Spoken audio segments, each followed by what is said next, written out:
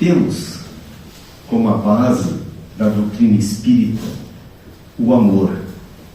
E este é um termo que teve múltiplas conceituações ao longo da nossa história, da história da humanidade. Então, muitos os pensadores, as correntes filosóficas que se debruçaram tentando traçar informações mínimas, o que significa o amor.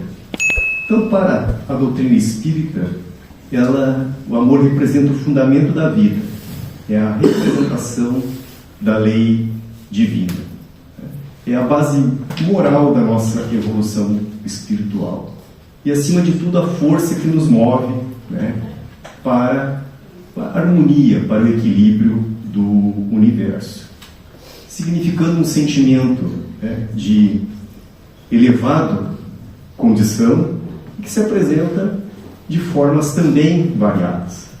O amor filial, o amor paternal, maternal, conjugal, universal, a benevolência, indulgência, caridade, o amor como lei moral acima de tudo, entre tantas outras expressões. E foi através de Jesus que teve o grande expoente do exercício do amor. Mas, como dissemos antes, muitos foram os pensadores ao longo de toda a história da humanidade que se debruçaram tentando tirar conceitos, desde os gregos antigos, dos filósofos gregos, Platão, que tinha aquela coisa intangível, algo a ser alcançado, um objetivo. Aí que temos o amor platônico, o amor que não é materializado. Tivemos outros, Sócrates não, é porque Platão foi discípulo de Sócrates, mas Aristóteles, valorizando o bom sentimento, a boa amizade, a felicidade, a alegria, aquilo que a gente está tendo no momento. E Jesus, com o momento próprio, dado o amadurecimento que já tínhamos, nos traz um conceito ainda maior, que era amar a Deus sobre todas as coisas e ao próximo como a si mesmo. Resumindo, complementando, trazendo informações que até aqueles pensadores, na sua etapa que lhe cabia de esclarecimento, trouxeram, mas não estavam conclusos. A mensagem de Jesus é abrangente. Abrange o Criador e, por óbvio, todas as criaturas, toda a sua obra, e aqueles que fazem parte das nossas existências, dos nossos convívios, irmãos que somos. Mas também limitado, como somos e éramos ainda numa escala muito mais limitada do que hoje, nós não conseguimos extrair da instrução de Jesus o suficiente para mudar o nosso proceder, mudar a forma de agir e entender este amor na magnitude em que ele exige. Por isso que outros vieram na sequência do Mestre, certamente designados por ele, para nos juntar informações complementares, para que, a partir de um conjunto de dados históricos, pudéssemos nos apropriar deste sentimento, ou pelo menos de exercer esse sentimento de uma forma muito mais ampla. Então tivemos os seus apóstolos, figuras que transitaram em várias religiões, pensadores, inclusive, que à margem de qualquer rótulo religioso deram o seu contributo, e mais especificamente a doutrina espírita. Há menos de 200 anos, com o advento da codificação de Kardec e de todos esses outros mensageiros que nos trouxeram e continuam nos trazendo instruções de modo a ajustarmos o nosso proceder. Então diz a Joana de Ângeles, em uma das suas obras, trazida pelo médium Divaldo, que o amor, dado a nossa limitação, nós criamos alguns problemas individuais e coletivos. ao ponto de dizer que guerras religiosas foram fomentadas em nome do amor. Ou seja, o amor pela religião, o amor de entendendo que Cristo tinha que ser defendido na ponta da espada. Outras guerras foram feitas de nações contra nações em nome do amor. Um amor patriótico, o amor do egoísmo, o amor de defender certas raças. E ela elenca uma série de equívocos interpretativos de não ter um alcance do que significa o amor. E também não queremos, a partir da nossa fala, muito limitada por óbvio, dar um manual, porque não temos conhecimento desse manual. Porque a própria Joana de Ângeles diz que o amor é algo a ser construído. Certamente o entendimento que temos hoje vai melhorar e muito com o nosso avanço de espírito, como espírito que também evolui. Então, certamente temos uma condição interpretativa muito melhor do que tinham os pensadores como Platão, como Aristóteles. Porque hoje nós temos a soma de todos eles, com a magnitude da mensagem do exemplo de Jesus, e mais ainda, o auxílio desses espíritos abnegados a serviço também do trabalho do Mestre, que vem nos incentivando, vem dando os exemplos. E um dos apóstolos de Jesus, o Pedro, ele trouxe ainda um outro dado importantíssimo, dizendo que o amor cobre uma multidão de pecados. Então, primeiro, está nos dizendo a importância de exercer esse hálito divino, termo usado pelo Espírito de Joana de Ângeles. O amor é o hálito divino. É algo que não cobra nada, que faz de uma forma sublime, abnegada, sem nenhuma exigência, faz por um sentimento puro. E nós vamos encontrar então na primeira epístola do Pedro, dizendo que o amor cobre uma multidão de pecados. Pecado, entendido por nós espíritas, são os equívocos das nossas existências, as falhas das nossas escolhas, os danos, às vezes, que cometemos para o equilíbrio do universo, para o equilíbrio das leis de Deus. Então, sendo como somos criaturas de Deus, se atentarmos contra uma criatura de Deus, ou seja, um de nossos irmãos, estamos atentando contra a obra divina. É criaturas de Deus. Não é simplesmente uma pessoa, um indivíduo, um ser humano. É uma criatura de Deus, é uma obra divina. Então, desequilibramos a harmonia do Criador.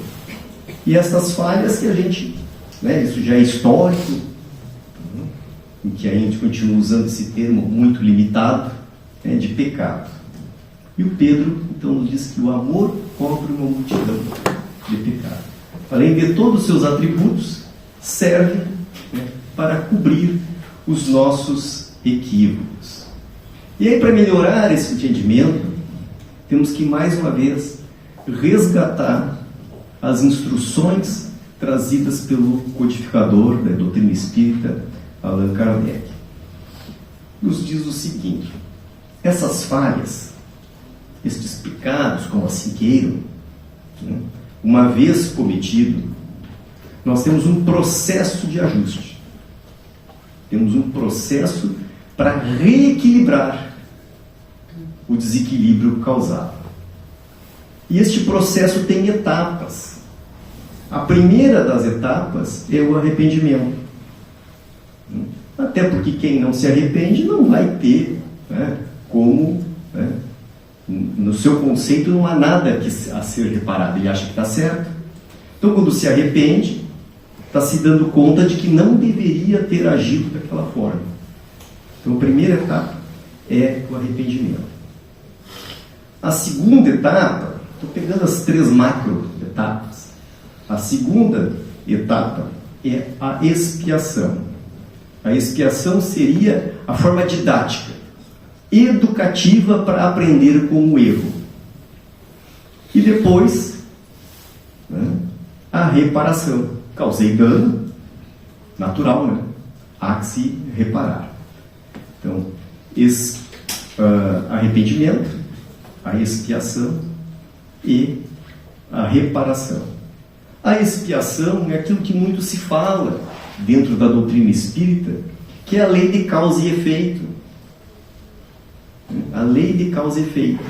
Que lá nos tempos antigos da Babilônia, depois herdado por Moisés, era chamada lei de Talião. Tal qual, reciprocidade. Em que Jesus, né, não anulou essa lei, até porque Talião não era uma figura, era tal qual, né, nas línguas antigas. Ele veio só dizer o seguinte, né, que há reflexo. Porque o próprio Pedro, que estamos citando aqui, né, ao sacar a espada, que Jesus disse: olha, quem com ferro fere, com ferro será ferido, guarda a espada. Era aquela situação antiga com outro verniz, com outra pintura, que há um reflexo, há uma consequência. Que na doutrina espírita, depois, com o auxílio da espiritualidade amiga, essa espiritualidade, né, nobre, superior, vem nos dizer que é causa e efeito. Né? Não é uma dívida, né? Não é uma vingança divina, é algo que vai ter um reflexo.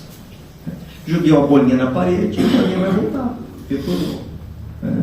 Não é tão simples assim como a gente, né, quer transparecer, mas para dizer que esta é a expiação. A gente vai sofrer os reflexos das nossas ações.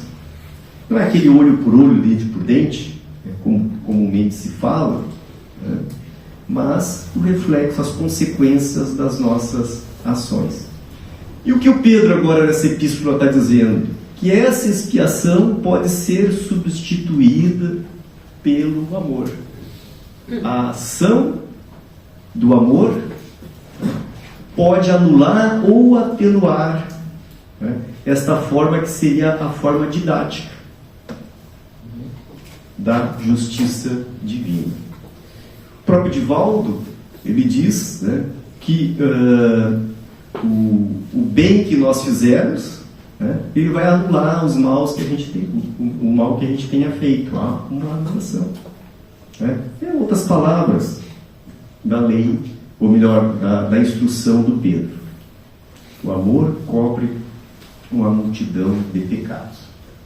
E ainda recentemente, vendo uma postagem lá da Mansão do Caminho, resgatar uma fala do Divaldo, né, que partiu para a pátria espiritual há pouco mais de um mês, e lá ele dava um exemplo assim, bem do estilo que era comum para quem assistiu às palestras. Olha, apenas uma pequena mentirinha. Uma mentira pode ter uma gradação conforme, né, o dano que tenha causado, a amplitude. Então vamos imaginar que tenha 5 pontos. Um exemplo, né, assim, bem simples, mas para nos fixar na mente. 5 pontos. Ele deu um abraço, uma palavra afetuosa, vale 10, já rolou.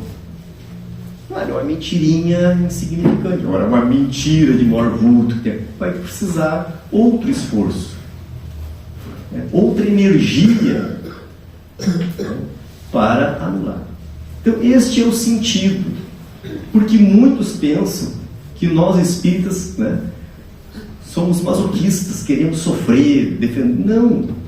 Deus não nos fez para sofrer. A gente sofre em razão das nossas próprias, né, inconsequências do passado. É o reflexo de espíritos imperfeitos. O sofrimento, ele é aderente a espíritos imperfeitos, nós. Mas que não necessariamente precisamos passar por sofrimento para aprendermos. Podemos, né, aprender colaborando com a obra de Deus. E aí trouxemos, para melhor elucidar o que aqui queremos falar, de um livro psicografado pelo Francisco Cândido Xavier, pelo Espírito de Hilário.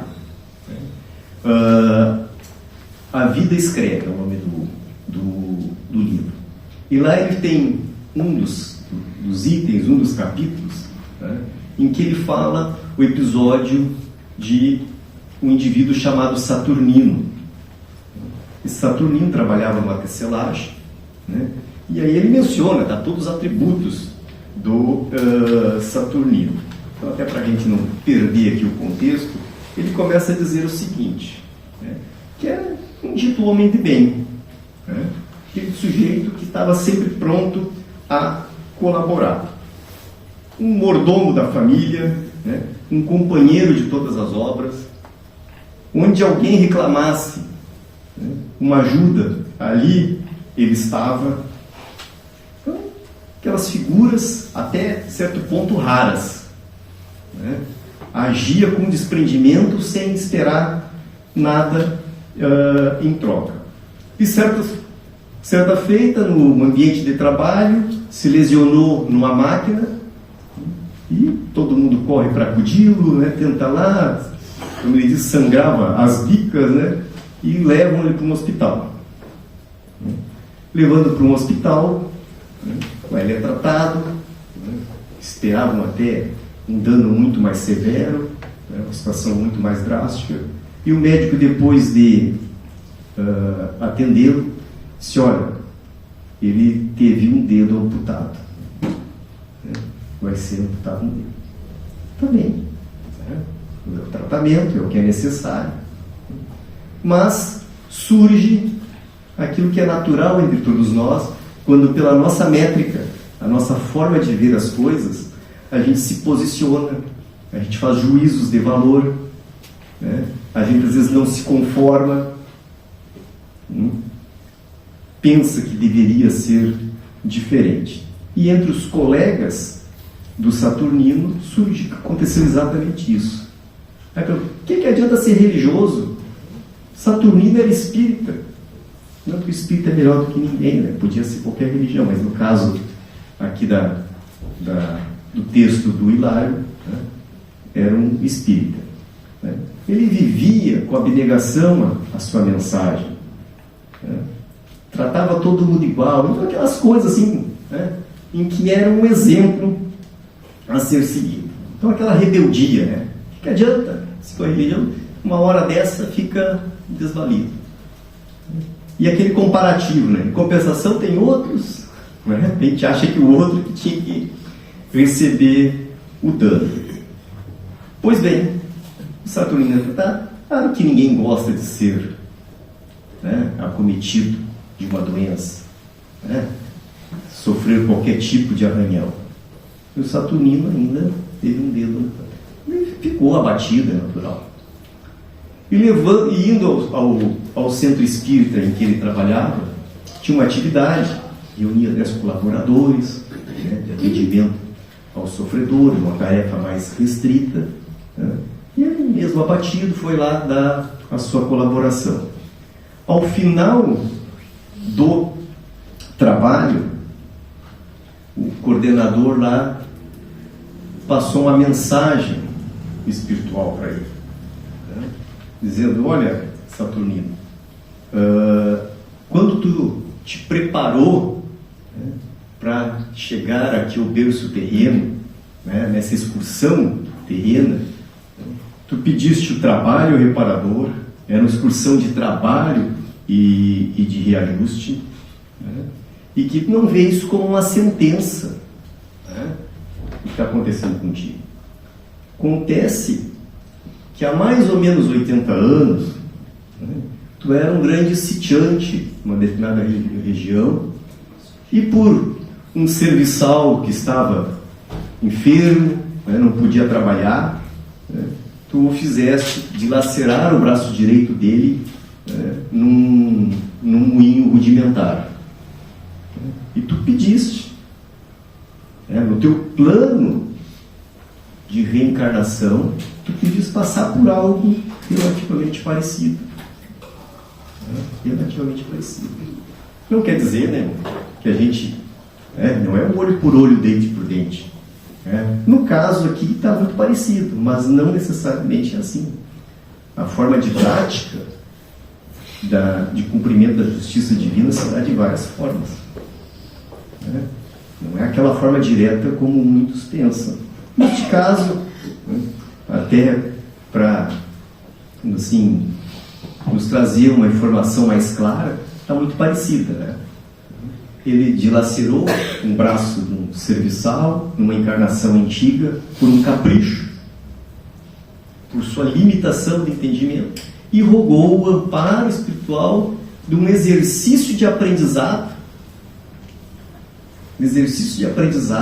na reencarnação. Então ele estava ele já tinha se arrependido, estava passando e iria passar pela expiação, e ainda teria que reparar, né? O Espírito Hilário ainda não chega tanto de falar da reparação. Ele estaciona aqui na expiação. E aí diz o seguinte, que em razão das obras, em razão da abnegação do Saturnino, da forma em que ele agia, pelo puro amor, pela pura... ele mudou o destino do seu plano reencarnatório. Ele mudou o destino. E aí tem uma frase aqui que gostaria de ler para o irmão. Aí a mensagem diz assim: alegra-se, meu amigo, você está pagando em amor o empenho à justiça de Deus. Olha só, a moeda, né? Não está pagando em real, em dólar, não está pagando dando um bem, está pagando em amor, como se fosse uma forma de pagamento, como se fosse uma moeda. Então ele, a expiação, que seria a forma de aprendizado dele, buscando a epístola do Pedro, o amor cobre uma multidão de pecados. Aqui estava o Saturnino pagando o seu pecado, né, em amor. Em amor.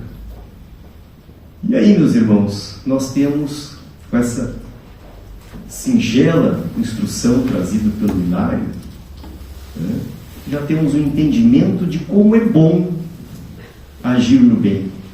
Como é bom a gente fazer esse exercício do amor. E esse exercício, como a própria Joana de Ângeles menciona na sua obra, né, ela nos conta que a gente começa na família, com os amigos, e vamos estendendo. Aquele que já está num outro nível, ele já não vai fazer essa diferenciação, porque vê todos como seus irmãos, todos como sua família. Já é um outro estágio, é um outro nível de execução. E aí eu concluo com uma frase de Santo Agostinho. Santo Agostinho asseverou que se nós tivéssemos o conhecimento da vantajosidade de fazer o bem, nós faríamos o bem por egoísmo. Se nós tivéssemos esse alcance, né, nós faríamos para ter benefício. Né? Então vejo como nos falta ainda este alcance. Então que esses colaboradores da obra divina, esses abnegados espíritos que estão aí a nos trazer de forma incansada as suas instruções, é para que a gente tenha, né, a iniciativa, que a gente empreenda este caminho, né, deste exercício divino, né, que é, né, o móvel de tudo e de todos, que é o amor. Que a gente possa expandir este nobre sentimento, né, além daquilo que às vezes nos prende às coisas muito imediatas, muito, né, muito, digamos assim, daquilo que nos cerca, né, daquelas coisas muito apegadas às nossas existências corporais. É natural a gente ter, né, amor pela família, pelos filhos, né, pelo sonho de alguma coisa, como Platão, de ter, né, o amor por aquilo que já temos, né, as boas amizades, a própria família em si, né, as alegrias, mas vamos entender que outros tantos, né, não têm o que a gente tem. E quando a gente consegue, né, levar um pouquinho do que nós temos àqueles que não têm, a gente já começou a empreender essa caminhada de alargar este sentimento nobre que ainda não temos o alcance pleno de entender, mas que é um processo em si mesmo, né, é um processo contínuo, né, e que não se dá em uma única existência. Tanto não se dá numa única existência que as próprias obras espíritas que estão aí a nos auxiliar dão conta de que espíritos que a gente, numa primeira visão, imagina como espíritos de elevada hierarquia, às vezes eles dão o seu depoimento que não estão preparados para certo exercício, que não conseguiram chegar àquela condição sublime de amor. E vai requerer a ação de espíritos mais elevados que eles, né? Para demonstrar de que não é um trabalho acabado em si mesmo. Ele é contínuo. Evolui a sua ação, assim como tudo evolui no universo. Então, no planeta que nos acolhe, esse grande lar chamado Terra, nós temos sim esse guia e modelo que é Jesus. Mas não basta dizer, vou fazer tal qual Jesus, embora seja a meta, porque ele já construiu a sua caminhada. Nós ainda estamos construindo a nossa.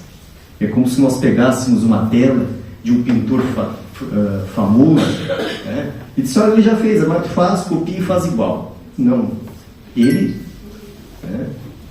avançou a tal etapa de conseguir construir aquela obra, aquela escultura, se for o caso. A gente mesmo copiando,